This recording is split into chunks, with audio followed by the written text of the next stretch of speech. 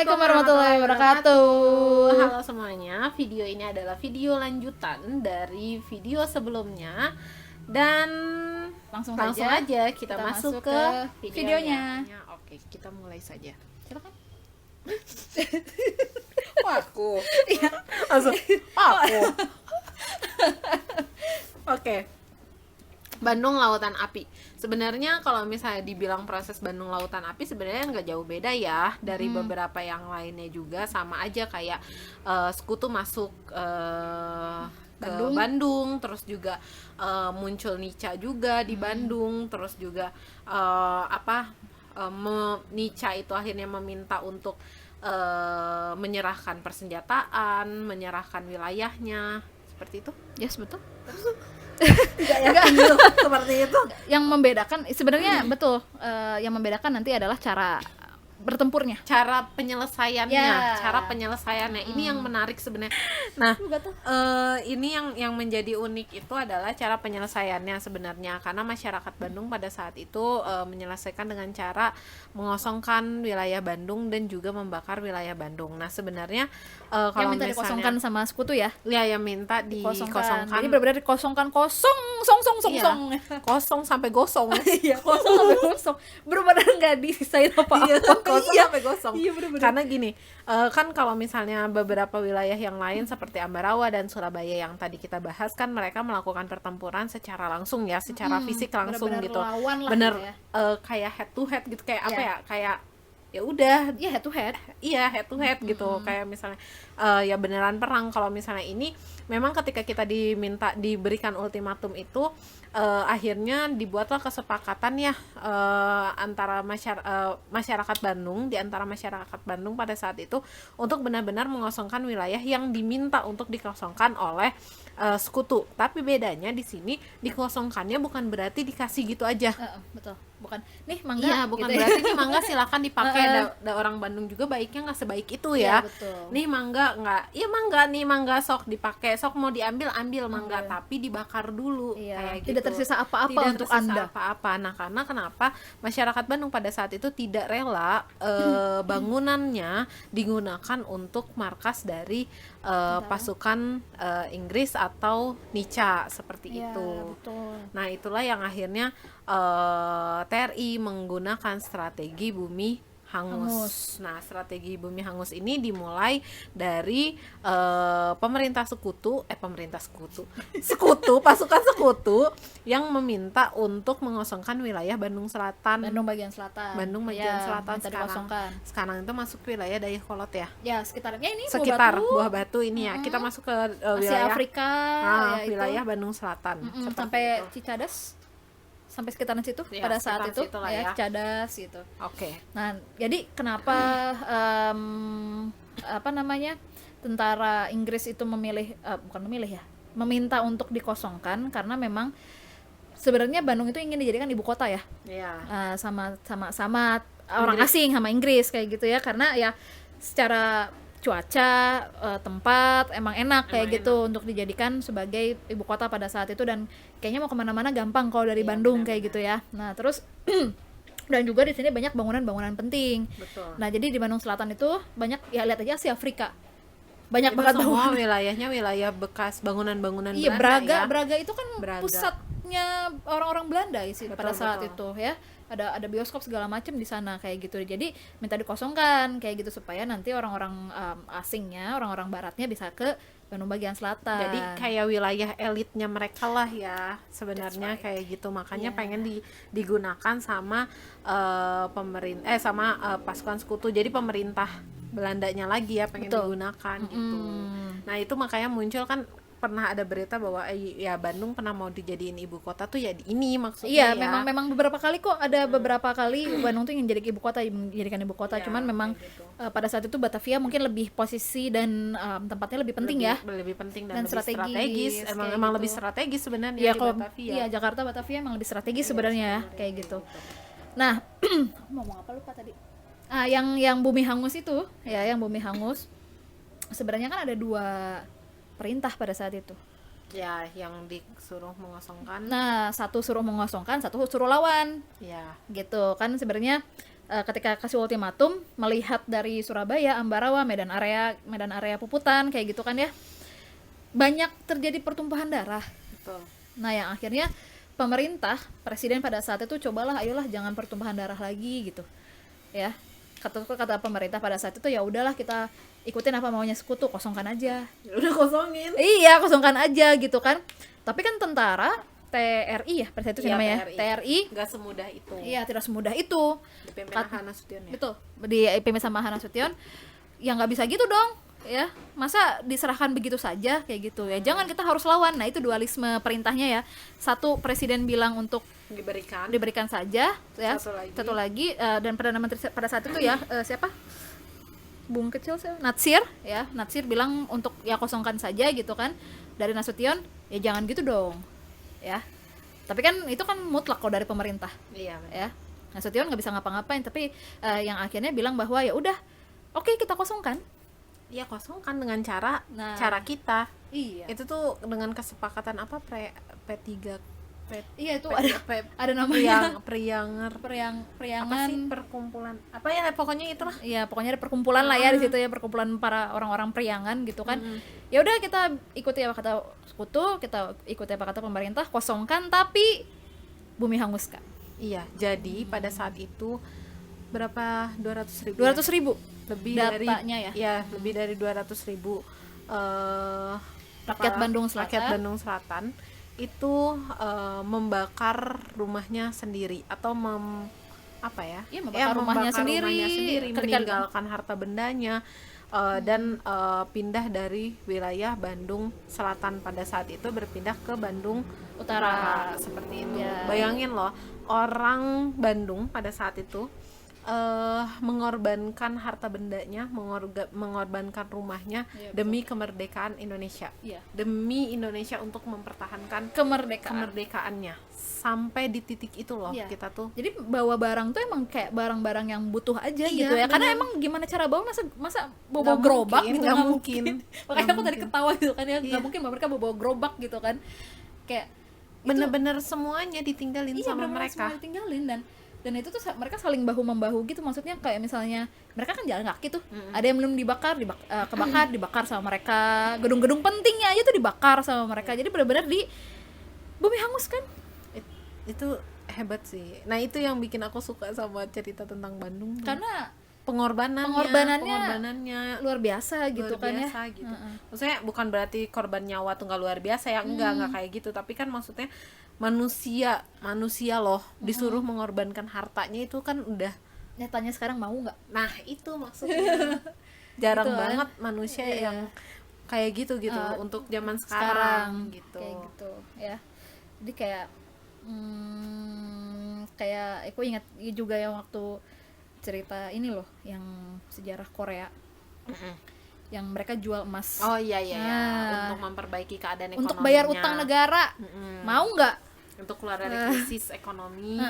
Jadi tahun 98 ya, Iya. Korea tuh jatuh banget, bener-bener jatuh. Sama kayak Indonesia. Sama kayak Indonesia, itu sekelas Hyundai, Kia itu bangkrut itu. Sekelas Hyundai, Kia sekarang kayak gitu kan ya, bangkrut itu.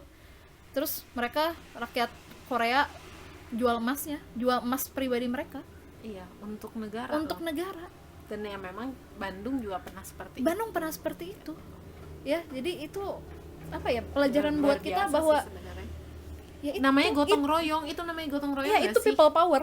Ya, nah itu people power Itu bener. people power kayak gitu. Jadi Dan bisa ternyata bisa. kayak Jadi gitu. oke, pas sekutu seneng-seneng datang, Bandung Selatan udah dikosongin, pas datang, hah kok gosong gitu. Gak Gak ada yang bisa dipakai. ada yang bisa dipakai. Karena masyarakat kita kan memang bener-bener gak mau gedung-gedungnya tuh dipakai, dimanfaatin sama mereka. Iya, jadi nggak ada yang bisa dimanfaatin juga akhirnya Jadi sama tentara Inggris. percuma sebenarnya. Iya, kayak gitu.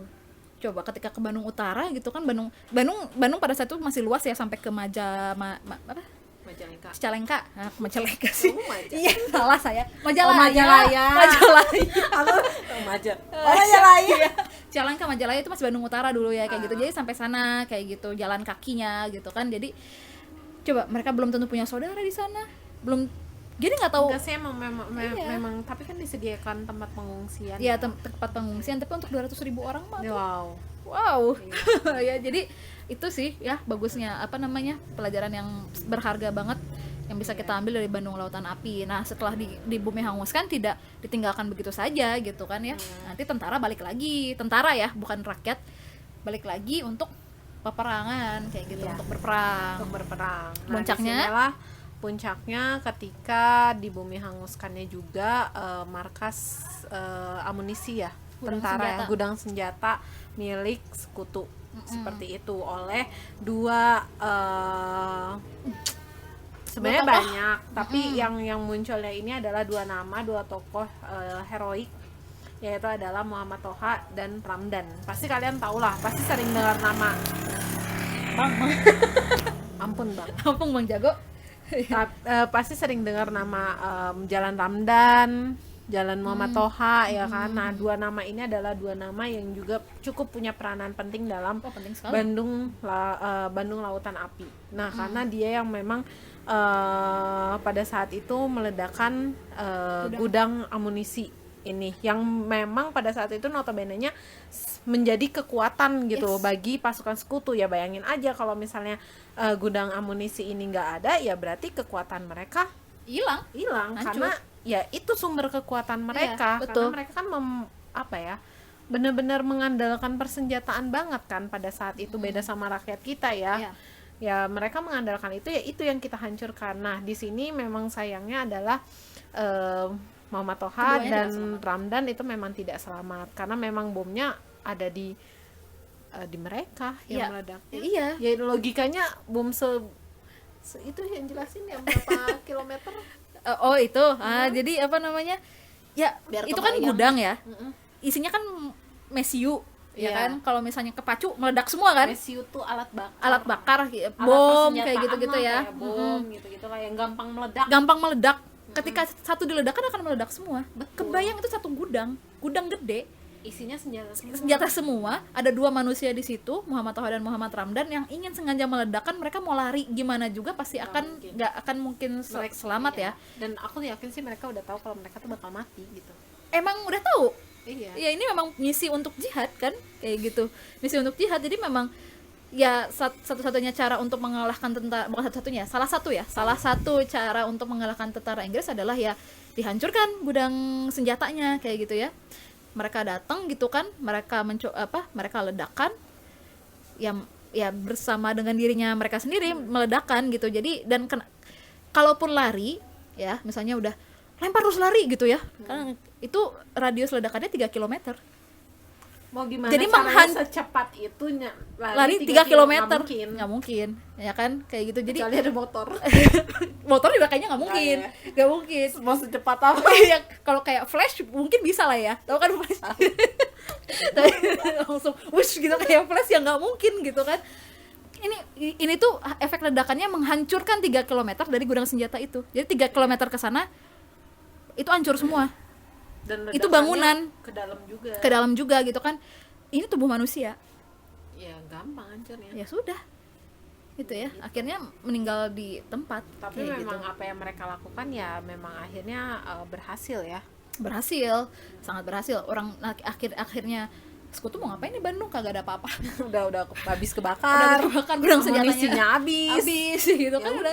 Iya, jadi strateginya berhasil gitu untuk mempertahankan Bandung dengan cara ya walaupun banyak sekali yang dikorbankan kayak Banyak. gitu ya. Nah jadi harta nyawa. harta nyawa ya, jadi maksudnya kayak dan bahkan ledakannya kalau yang pernah aku tonton di TV One itu suka ada tuh apa sih, Indonesia Menggugat atau apa gitu, katanya ya ini ya ingatan dari para saksi sejarah ya, katanya ledakan itu sampai kedengaran ke Cianjur, itu 60 km berarti.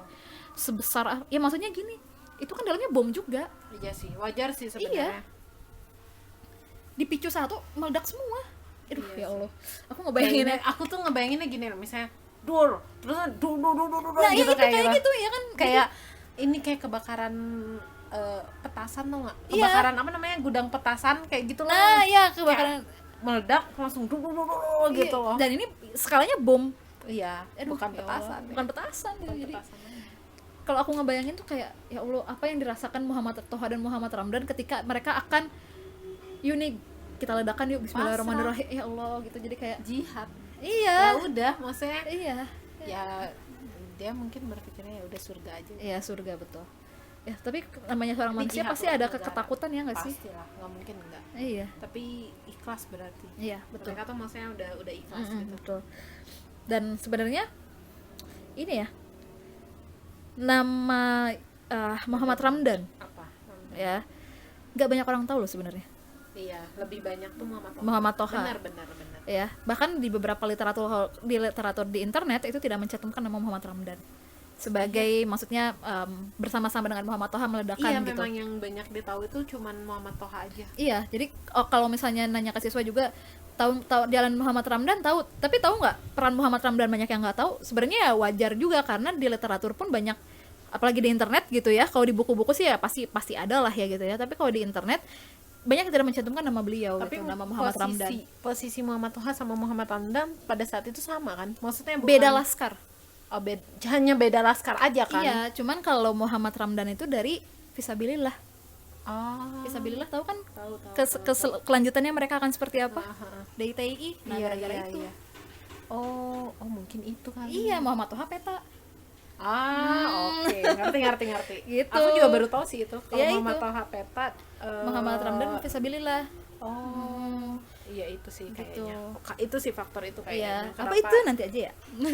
Kenapa dihapuskan ya? Iya, jadi dikecilkan perannya. Bukan dihapuskan sih, Iya, lebih dikecilkan. Makanya aku nanya apakah posisi Muhammad Toha sama Muhammad Ramdan itu sama. Maksudnya kan biasanya yang kayak gitu posisi yang satu itu jauh lebih tinggi iya. dibandingkan posisi yang satunya lagi gitu. Makanya nama yang akan sering muncul itu adalah Muhammad Tohanya Iya, gitu. kayak Neil Armstrong ke bulan gitu ya, padahal bertiga. Padahal dia nggak sendiri. Iya, terus gitu. Neil Armstrong doang yang terkenal Nah, itu gitu. maksudnya. Karena dia yang mimpinnya istilahnya Iya, kayak gitu. Nah, itu beda laskar. Kalau pangkat aku nggak tahu ya, tapi kalau laskar sih beda gitu. Dia tuh Fisabilillah. Yes. Pantes. Gitu. Apa peran Fisabilillah pada intinya nanti Fisabilillah ini tidak semua, tapi kan nama lembaga ya, nama lembaga Fisabilillah ini terlibat dalam satu pemberontakan besar lah. Iya, dan Gitu. itu juga menjadi salah satu rintangan yang harus dihadapi Indonesia. Nah, betul yang tadi kamu bilang yang awal kan mempertahankan itu bukan hanya dari serangan luar tapi dari dalam juga. Nah, nanti dari ini. seperti itu. Nah, itu untuk tokoh Muhammad Toha dan Muhammad Ramdan. Jadi kita sebutkan dua-duanya ya. Kita tidak Iya, gak nyebutin satu salah satu kayak gitu. Kalau misalnya kalian bingung, siapa itu Muhammad Ramdan? Nah, itu kenapa dikecilkan perannya dalam sejarah karena ada hal yang terjadi setelah beliau meninggal. Iya. Jauh Ini- setelah ini terhadap laskarnya ya, terhadap Lembaganya, lembaganya, ya. bukan Ramdannya, bukan. Iya, tapi laskarnya Ya, ya gitu. laskar yang menaungi Muhammad Ramdan gitu. Ya, nah ya. Itu kenapa namanya Bandung Lautan Api, mau dijelasin nggak? Boleh? Sudah kan gitu. Udah. Yuk, oke. Kenapa namanya BLA? Bandung Lautan Api. Sebenarnya bukan kayak Bandung, tapi iya sih, Bandung terlihat seperti lautan api. Iya, sebenarnya iya. intinya ya. Itu namanya sebenarnya munculnya dari salah seorang wartawan. Ya. Wartawan apa dia teh? Surat kabar. Surat kabar ada namanya gitu. Ada namanya lupa. Apa tapi lupa gitu lah. Sebenarnya ini muncul dari salah seorang wartawan yang melihat kota Bandung itu semuanya terbakar, dan dia melihat dari Gunung Letik Pamengpeuk. Dari Pamengpeuk aja kelihatan ya. Dari Pamengpeuk Garut Membara gitu Bandung. ya, kelihatan Bandung itu seperti terbakar semua wilayah. Jadi terlihatnya seperti lautan api. Itu akhirnya dibuat artikel ya. Dibuat artikelnya oleh seorang wartawan yang bernama Aceh Bastaman. Iya. Nah, sebenarnya kan itu namanya panjang ya, tapi nggak muat ya si filmnya ya. Rasanya Bandung jadi lautan api, nggak muat. Nah, Jadi Bandung Lautan Apinya aja, itulah. jadinya tuh dihilangin. Ya, jadinya itu dihilangin, yang tadi ya Bandung jadi lautan api, tapi hanya menjadi Bandung Lautan Api karena kolom penulisannya tuh nggak cukup. Gitu. Jadi akhirnya dipakai sampai sekarang. Iya, akhirnya Nama istilah itu dipakai sampai sekarang menjadi Bandung Lautan Api, sampai nama stadion juga. Ya, betul. Nah, itu mungkin ya untuk perang fisik. Apa namanya?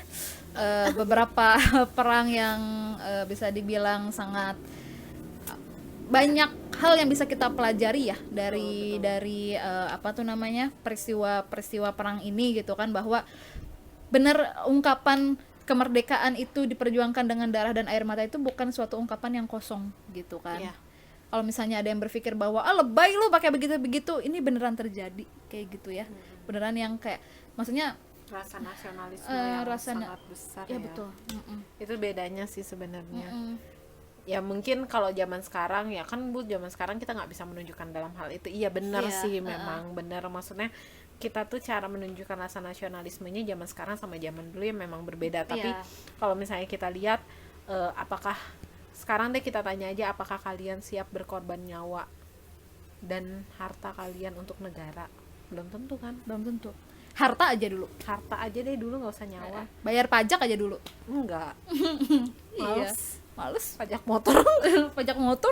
Nah, kan ya gitu. Itu yang Jadi, paling susah itu, ya kan? Nah, jadi apa namanya, itu kan salah satu cara kita untuk memperlihatkan bela apa ya? rasa bela negara. Rasa bela negara kayak gitu dalam untuk sekarang kayak gitu ya. Jadi ya apa tuh namanya?